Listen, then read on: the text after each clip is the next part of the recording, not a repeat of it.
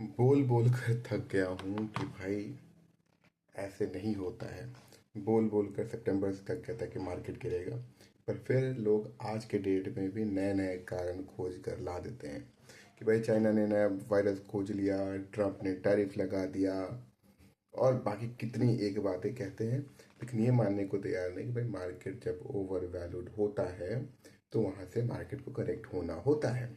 जब आपको टेक्निकल समझ में आएंगे तो आपको समझ में आएंगे, और जिन लोगों को टेक्निकल समझ में आते हैं मैं आपको कुछ एक चीज़ें बता देता हूँ। जब यूएसडी टू आईएनआर का वैल्यू बढ़ रहा हो, आप अगर पिछले एक साल का देखेंगे तो 82.87 से 87.5 या करीबन करीबन 88 रुपये आप पहुँच गए। गोल्ड का वैल्यू आसमान छू गया। यूएस में बॉन्ड यील्ड बढ़ गए।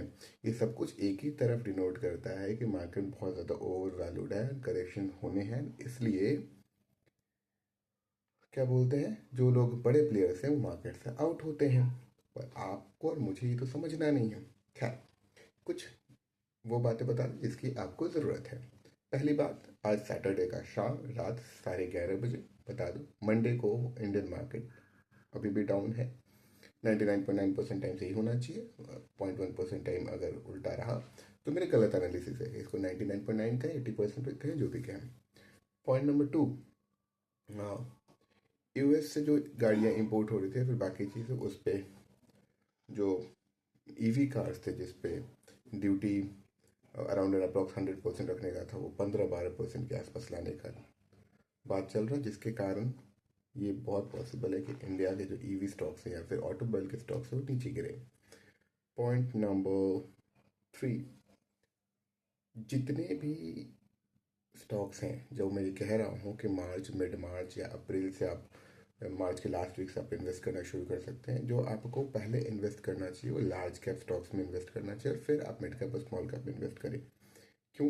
क्योंकि मिड कैप्स और स्मॉल कैप्स ओवर वैल्यूड हैं। ये मैं नहीं कह रहा हूँ, ये ICICI, AMC और बाकी के जो CEOs या फिर बड़े लोग हैं वो भी कह रहे हैं। मेरे कहने से तो आप क्यों मानिएगा, है ना?